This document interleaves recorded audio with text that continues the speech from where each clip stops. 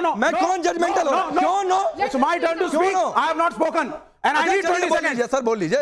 जनता से डर गया, जनता से डर गया। इस मुल्क के अंदर हिंदू राजा भी थे, मुसलमान राजा भी थे, राजपूत भी थे, शिवाजी भी थे, मराठे भी थे।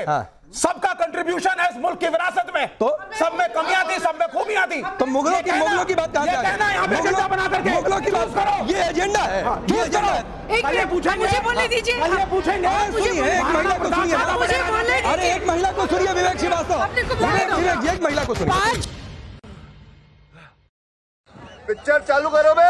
अब मैं बोल सकता हूँ? नहीं, आपका नायक कौन है? आप बोलिएगा। पहले मैं आक्रांता पेद्रा विषय पे बोल। नहीं, आक्रांता पर पहले एक सवाल बता दीजिए, आपका नायक कौन है? अकबर, बाबर, औरंगजेब या फिर महाराणा प्रताप और शिवाजी? एवरीबॉडी नहीं sir, you have to choose.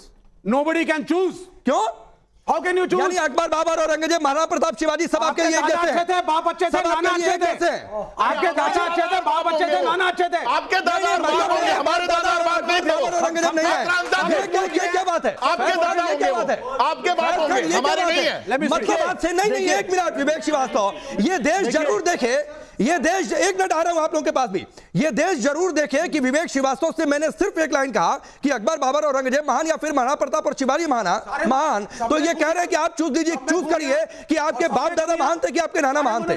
मतलब आप कह रहे हैं कि नाना और बाप दादा अकबर, बाबर, औरंगजेब और ये महाराणा प्रताप, शिवाजी है। आप ये तुलना कर रहे हैं या शॉटिंग मैच? क्या शॉटिंग मैच क्या है? तो आप, अरे हद स्थिति है, यानी आप ये मानते हैं कि बाप दादा और नाना आपके अकबर, बाबर, औरंगजेब रहे, या आप ये जजमेंटल हो जाएंगे यहाँ पे? मैं कहा जजमेंटल हो रहा हूँ? जजमेंटल अब मैं पूछ लेता हूँ जनता से। रुक जाइए, रुकिए। नो, मैं कौन जजमेंटल हो रहा हूँ? क्यों no? It's my turn to speak. I have not spoken. And I need 20 seconds. Sir बोल लीजिए। जनता से डर गया, जनता से डर गया। इस मुल्क के अंदर हिंदू राजा भी थे, मुसलमान राजा भी थे, राजपूत भी थे, शिवाजी भी थे, मराठे भी थे। सबका कंट्रीब्यूशन है इस मुल्क की विरासत में। तो सब में कमियां थी, सब में खूबियां थी। तो मुगलों की बात कहां से आ गई?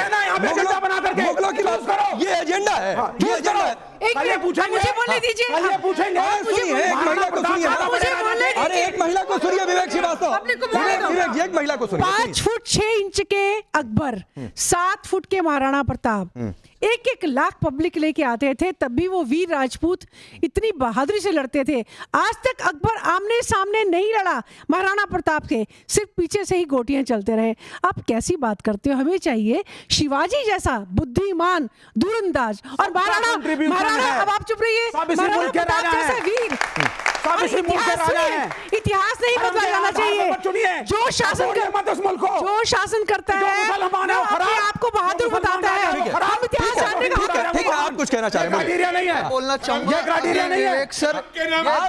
विवेक सर बहुत ये अकबर बाबर को महान बता रहे हैं। इनसे पूछिए शाहजहां को जब औरंगजेब ने जेल में डाला था तो उसने तो अपने पिताजी को पानी तक नहीं दिया, तो वो कैसे महान हो गए? यस। हाँ बोलिए। यहाँ जितने भी आए, पहले मुगलों ने लूटा, फिर अंग्रेजों ने लूटा, फिर कांग्रेस ने लूटा, हमारे देश को ये सब लोगों ने लूटा। और आप आपने एक अलग रग छेड़ दी। नहीं, आपने एक अलग रग छेड़ दी, क्योंकि एनसीईआरटी नहीं इसलिए बोला क्योंकि एनसीईआरटी में ये भी पढ़ाया जाएगा, अब विवेक श्रीवास्तव ये भी पढ़ाया जाएगा कि अंग्रेज कितनी संपत्ति लूट कर ले गए, कितने ट्रिलियन संपत्ति यहाँ से लूट कर लेकर गए, तो ये भी पढ़ाया जाएगा। लेकिन फैज का अकबर कहाँ लूट के ले गया? यही पैदा हुआ, यही रूल। अरे लूटने ही आया था। क्या लेके गया? अकबर के पूर्वज लूटने ही आए थे। लूटने ही आए थे। सारे लूटने ही आए थे। हिंदू माँ का बेटा आक्रांता।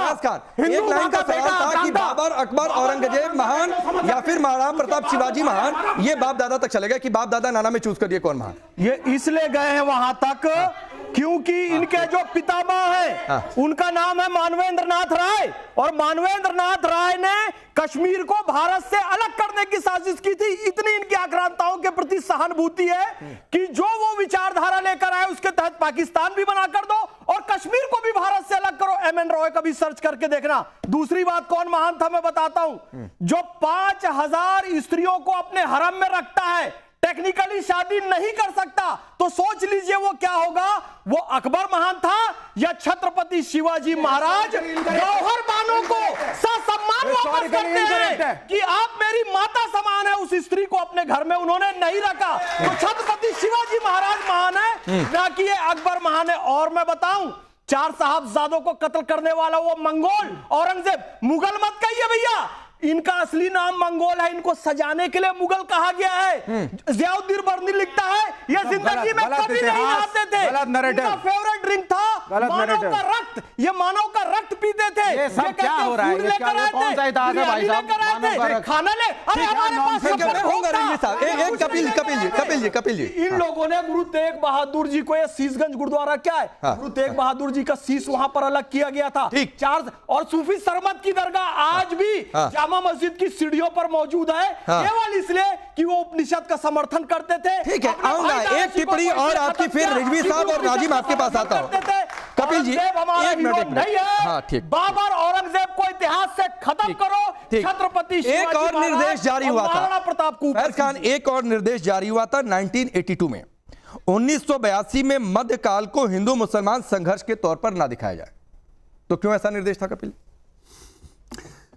भाई संघर्ष था ही नहीं। मैंने पहली बात ये कही, संघर्ष था ही नहीं कि हम वो इतिहास पढ़ रहे हैं जिसमें हिंदू मुसलमान धर्म के आधार पे बांटे नहीं जाते।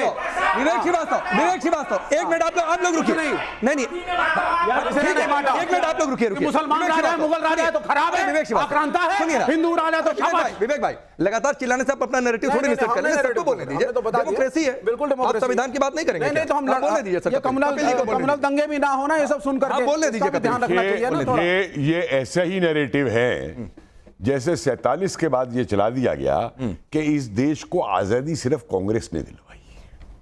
आजादी नहीं, पार्टीशन दिया। पार्टीशन नहीं, डोमिनियन स्टेटस दिया सर, आजादी भी नहीं दी। मेरी किताब पढ़िएगा, मेरी किताब पढ़िए, सुनिए। तो ये जो डिक्टेट्स आती हैं, 2004 के इलेक्शन से पहले रोमिला थापड़ एक आर्टिकल छापती हैं, उसमें वो कहती हैं वो महमूद गजनवी ने तो कभी सोमनाथ पे हमला ही नहीं किया था। एक और एग्जांपल देता हूं, जबकि खुद उसके क्रॉनिकल कह रहे हैं। एक और एग्जांपल देता हूं आपको, कॉम्प्रिहेंसिव हिस्ट्री ऑफ इंडिया सल्तनत पीरियड की, निजामी और हबीब की, एल्डर हबीब की एडिटेड। पूरा जो मलिक गाफूर का आक्रमण है सोमनाथ मंदिर के ऊपर, उसका जिक्र बदौनी ने किया हुआ है। अब उसको ये कैसे तोड़ते हैं? खुद बदौनी लिखता है, बदौनी हिंदू नहीं है, बदौनी लिखता है कि वहां मंदिर को तोड़ा गया और मूर्ति को उसमें रख के बैलगाड़ी में दिल्ली भेज दिया गया। राजा रावल की जो 2 पत्नियां हैं उनको अलाउद्दीन खिलजी के पास भेजा गया। उसने एक से शादी करके उसको अपने हरम में रख लिया, परिवर्तित करा के, दूसरे से अपने लड़के की शादी करवा दी। ठीक है। और रिजवी साहब एक सवाल आपसे है कि हमने तो नहीं पढ़ा कम से कम कि अकबर ने बचपन में कि अकबर ने 30,000 काफिरों को मरवाने पर गर्व किया, विजय संदेश में मंदिरों को बर्बाद करने की बात कही, लोगों से जबरन इस्लाम कबूलवाता था। अगर ये अकबर का एक फेस था जो नहीं पढ़ाया गया, तो इसके अपढ़ाए जाने पर विवाद क्यों है? राकेश जी, इतिहास सिर्फ अकबर से नहीं शुरू हो रहा है, बाबर से नहीं शुरू हो रहा है। अच्छा, अशोका ने कितने लोगों को मारा? कितने लोगों को मारा? कौन लोग थे जिनका कत्ल किया कलिंगा में? लिखा जाता है। एक मिनट आऊंगा, उस पर भी आऊंगा। कितने लोगों को मारा? और आ जाइए, सब मालूम है ना, 1 लाख इतिहास बताता है मारा, कत्ल किया कलिंगा में। उसके बाद 1,50,000 को वहां पे बंधक बनाए। और आ जाइए, पुष्पा मित्र शुंग